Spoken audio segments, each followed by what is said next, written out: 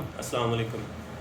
अभी हमें एक फार्मर की कॉल आई है और उसने कहा है कि हमारी बकरी को चेक करें वो प्रेग्नेंट है या नहीं है।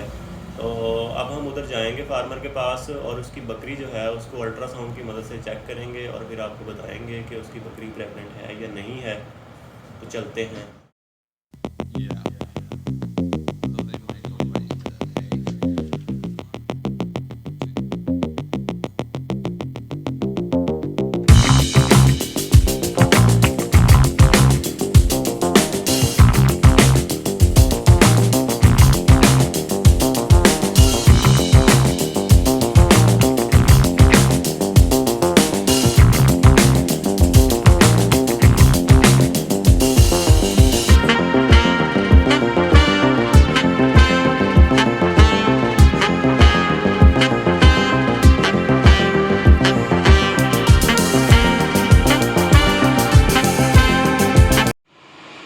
इनकी बकरी का हमने अल्ट्रासाउंड किया है और वो प्रेग्नेंट नहीं है, वो खाली है।